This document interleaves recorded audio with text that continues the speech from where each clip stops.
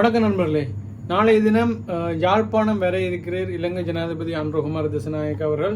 அடுத்தபடியும் என்னென்னு சொன்னால், யாழ்ப்பாணத்தில் வேலையற்ற பட்டதாரிகள் சங்கம் நேற்றைய தினம், அதாவது ஜனவரி மாதம் 29ஆம் தேதி வடமாகாண ஆளுநர் அலுவலகத்துக்கு முன்பாக உண்ணாவிரத போராட்டத்தினை ஆரம்பித்திருக்கிறார்கள்.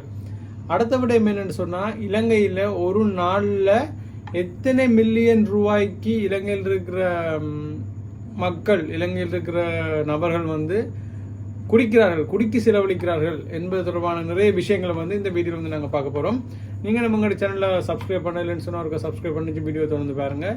ரைட், முதலாவது விஷயத்துக்கு வரும். முதலாவதாக இலங்கை ஜனாதிபதி அனுரகுமார திசாநாயக்க அவர்கள் நாளைய தினம் 31ஆம் தேதி நாளைய தினம் யாழ்ப்பாணத்துக்கு வர இருக்கிறார். யாழ்ப்பாணத்துக்கு சில விஷயங்கள் அவர் சில விஷயங்கள் தொடர்பாக கதைக்கு இருக்கிறது. அதாவது பல்வெடித்துறை, அதே மாதிரி சாவச்சேரி பிரதேசங்களில் கலந்துரையாடலில் ஈடுபட இருக்கிறார்.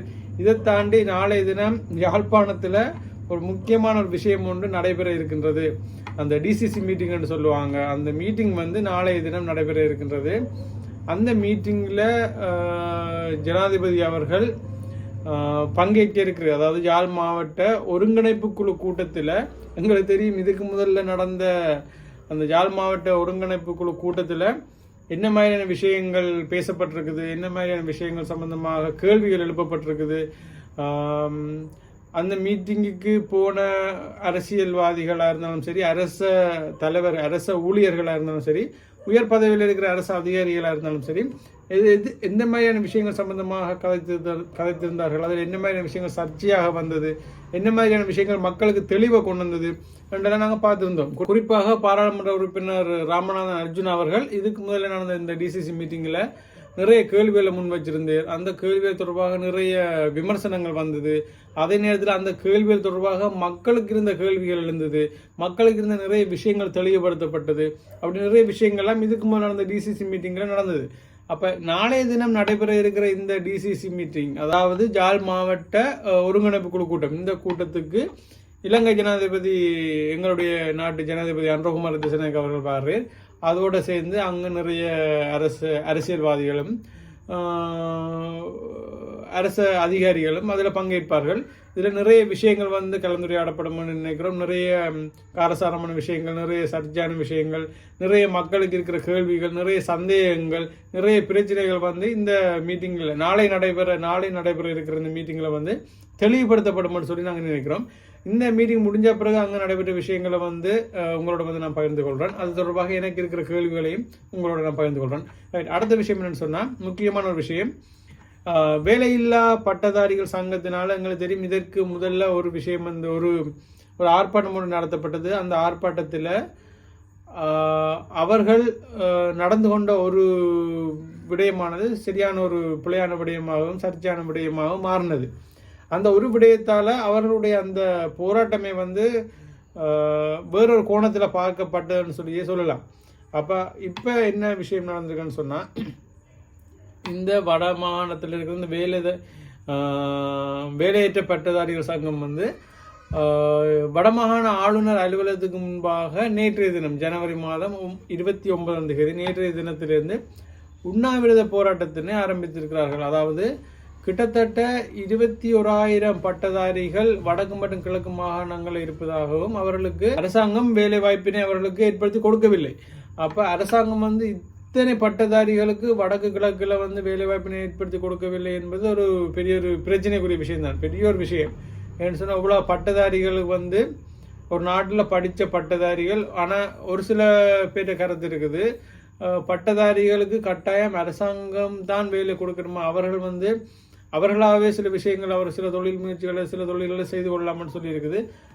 அப்படி இருந்தால் கூட ஒரு நாட்டில், குறிப்பாக வடக்கு கிழக்கு பகுதியில், எங்களுடைய நாட்டில் இருக்கிற வடக்கு கிழக்கு பகுதியில் கிட்டத்தட்ட 21,000 பட்டதாரிகள் வேலையின்றி இருக்கிறார்கள் என்று சொன்னால், அது அரசாங்கத்தின் ஒரு பெரிய ஒரு பிழையாகவும் பார்க்கப்பட வேண்டிய விஷயம். அரசாங்கம் பட்டதாரிகளுக்குரிய சரியான வேலை வாய்ப்புகளை, சரியான அரச வேலையினை ஏற்படுத்தி கொடுக்க தவறி இருக்கு. இது ஒரு மிகப்பெரிய ஒரு பிழையாக தான் பார்க்கப்படுகின்றது.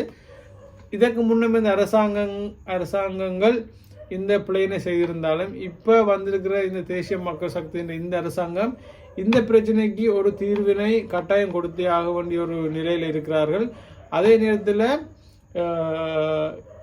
நாளைய தினம் யாழ்ப்பாணம் வர இருக்கிற ஜனாதிபதிக்கு இவர்களோட இந்த ஆர்ப்பாட்டம் வந்து ஒரு முக்கியமான விஷயம் என்ன, இந்த ஆர்ப்பாட்டத்தில் ஈடுபட்டிருக்கிற இந்த இளைஞர்கள், இந்த பட்டதாரிகளுக்கு ஜனாதிபதி அவர்கள் சரியான பதிலினை, சரியான வாக்குறுதிகளை வந்து நாளை தினம் கொடுத்தே ஆக வேண்டும். அந்த ஒரு நிலைக்கு வந்து அவர் தள்ளப்பட்டிருக்கிறார். என்று சொன்னால் அவர்கள் உண்ணாவிரத போராட்டத்தில் ஈடுபட்டிருக்கிறார்கள். அடுத்த விடயம் என்னென்று சொன்னால், இலங்கையில் ஒரு குற்றச்சாட்டு இருக்கின்றது. அதாவது இந்த வேலைவாய்ப்பு, அரசாங்கத்தின் இந்த வேலை வாய்ப்புகளில் வந்து பக்கச்சார்பாக செயற்படுவதாகும். அதாவது இந்த வேலை நியமனங்கள் வழங்குவதில் மற்ற பகுதிகளில் இருக்கிற பட்டதாரிகளுக்கு அதிகமான முன்னுரிமை வழங்கப்படுவதாகவும், வடக்கு கிழக்கில் இருக்கிற பட்டதாரிகளுக்கு வந்து குறைவான வேலை வாய்ப்புகளை ஏற்படுத்தி கொடுப்பதாகவும் வந்து குற்றச்சாட்டு இருக்கின்றது. இது வந்து யார் மீது இருக்கிற குற்றச்சாட்டு என்று சொன்னால், இதற்கு முன்னம் இருக்கிற அரசாங்கங்கள் செய்த குற்றச்சாட்டாக பார்க்கப்படுகின்றது. இப்போ வந்திருக்கிற இந்த புதிய அரசாங்கமும் இதே தவறினை செய்ய போகின்றதா, அல்லது இந்த தவறினை திருத்தி கொண்டு வடக்கு கிழக்கில் இருக்கிற பட்டதாரிகளுக்கும் சரியான, அதே நேரத்தில் சமனான வேலை வாய்ப்புகளை ஏற்படுத்தி கொடுக்க போகின்றார் என்று சொல்லி நாளைய தினம் ஜனாதிபதி அவர்கள் இந்த வேலையற்ற பட்டதாரிகள் சங்கத்தினை சந்திக்கும் போது இதுக்குரிய இந்த கேள்விகளுக்குரிய பதில்கள் கிடைக்கும் என்று சொல்லி நாங்கள் நம்புகிறோம். கட்டாயமாக இந்த அரசாங்கத்திலேயாவது எங்களுடைய பட்டதாரிகளுக்கு சரியான ஒரு வேலை வாய்ப்புகள் ஏற்படுத்தி கொடுக்க வேண்டும், சரியான ஒரு தீர்வுகள் வந்து அவர்களுக்கு கிடைக்க வேண்டும். இந்த அரசாங்கமும் எங்களுடைய இளைஞர்களை திரும்பவும் ஒரு வேலை இல்லாத நிலைக்கோ அல்லது ஒரு பக்கச்சார்பாக செயற்படுகின்ற மாதிரியோ போகுமாக இருந்தால், இந்த அரசாங்கத்தின் மீதும் எங்களுடைய இளைஞர்கள், எங்களுடைய மாணவர்கள், எங்களுடைய பட்டதாரிகளுக்கு வந்து ஒரு நம்பிக்கையற்ற நிலையை வந்து ஏற்படும். அப்போ அந்த நிலைக்கு வந்து இந்த ஜனாதிபதி அன்ரகுமார் திசாநாயக்க அவர்கள் அந்த நிலைக்கு எங்களுடைய இளைஞர்களை தள்ள மாட்டேன்னு சொல்லி நம்புகிறோம். என்னென்றாலும் நாளைய தினம் இதுக்கு தீர்வு வந்து கிடைக்கப்பெறும்னு சொல்லி நம்புகிறோம். அடுத்தபடி என்னன்னு சொன்னால், இலங்கையில் இந்த மதுபானம் வந்து பெரிய ஒரு பிரச்சனை தான். இந்த மதுபானத்துக்கு வந்து ஒரு நாளைக்கு இலங்கையில் இருக்கிறவர்கள் இந்த மதுபானத்தினை வாங்குவதற்கு செலவழிக்கிற காசு வந்து 690 மில்லியன் ரூபாய் ஆகும். அதாவது அரக் மற்றும் பீர், இந்த ரெண்டு விடயங்களையும் வந்து இலங்கையில் வாங்குறதுக்கு ஒரு நாளைக்கு எவ்வளோ செலவழிக்கிறார்கள்னு சொன்னால் 690 மில்லியன் ரூபாயினை வந்து எங்களுடைய நாட்டு மக்கள் வந்து செலவழிக்கிறார்கள். காசை கொடுத்து எங்களுடைய மக்கள் மதுபானங்களை வேண்டி குடித்து, அதே நேரத்தில் வந்து இந்த மதுபானங்களால் பெரிய அளவிலான இறப்பு வீதங்களும் நடக்கின்றது. கிட்டத்தட்ட 83 வீதமான இறப்புகள், அதாவது தடுக்கக்கூடிய இறப்புகள் வந்து 83 வீதமான இறப்புகள் வந்து இந்த மதுபானத்தினாலே ஏற்படுகின்றது. இதய நோய்கள், புற்றுநோய், சுவாச நோய்கள், இந்த மாதிரியான விஷயங்கள் வந்து இந்த மதுபானத்தினை நுகர்வதால ஏற்படுகின்றது. இந்த 83% இறப்புகள் வந்து மதுபானத்தை பாவிப்பவர்களுக்கு வந்து ஏற்படுகின்றது. அதே நேரத்தில் இலங்கையில் கிட்டத்தட்ட ஒரு நாளில் இப்போ ஒரு கிழமை ஒரு மாதம் இல்லை, ஒரு நாளில் 40 முதல் 50 வீதமான இறப்புகள் வந்து மதுபானத்தினால ஏற்படுகின்றது. ஒரு நாளில் வந்து உதாரணத்துக்கு 50 பேர் வந்து மதுபானத்தினால மரணம் அடைகிறார்கள். ஒரு வருடத்துக்கு பார்க்க போனோம் என்று சொன்னால் கிட்டத்தட்ட 15,000 20,000 பேர் வந்து இறக்கிறார்கள். ஒரு வருடத்தில் கிட்டத்தட்ட 15,000 20,000 பேர் வந்து மதுபானத்தினால வந்து இலங்கையில மட்டும் இறக்கிறார்கள். இது ஒரு வருடத்துல வந்து 20,000 பேர் வந்து மதுபானத்தினால இலங்கையில மட்டும் இறக்கிறார்கள் என்பது வந்து ஒரு பெரிய ஒரு நம்பர். அப்ப இந்த இறப்புகளுக்கு பின்னால 20,000 குடும்பங்கள் பாதிக்கப்படும், அந்த குடும்பத்துக்கு பிள்ளைகள் பாதிக்கப்படும், அந்த பிள்ளைகிட்ட கல்வி பாதிக்கப்படும், அந்த பிள்ளைகிட்ட எதிர்காலம் பாதிக்கப்படும். இப்படி நிறைய விஷயங்கள் வந்து பின்னால பாதிக்கப்படும். இந்த மதுபானத்தை நுகர்வோரின் மரணங்களாலேயும் மதுபானத்தை நுகர்வோரின் வாழ்க்கை முறைகளினாலேயும். ஓகே ஃப்ரெண்ட்ஸ், இந்த 3 விடயங்கள் தான் இன்றைக்கு உங்களோட பகிர்ந்து கொள்ள நினைச்சிருந்தேன்.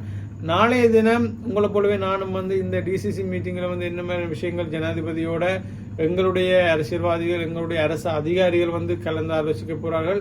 அதே நேரத்தில் இந்த பட்டதாரிகள் இந்த வேலையற்ற பிரச்சனைக்கு ஜனாதிபதி அவர்கள் என்ன பதில், என்ன வாக்குறுதி நாளைய தினம் வழங்க போகிறார்கள் என்பது தொடர்பாக வெயிட் பண்ணி கொண்டிருக்கிறோம். அது தொடர்பான மேலதிகமான தகவல்கள் உங்களுக்கு கிடைக்கும் நேரத்தில் என்னுடைய கருத்துக்களையும் வந்து உங்களோட பகிர்ந்து கொள்கிறேன். இன்னொரு வீடியோவில் உங்களை சந்திக்கிறேன். நன்றி.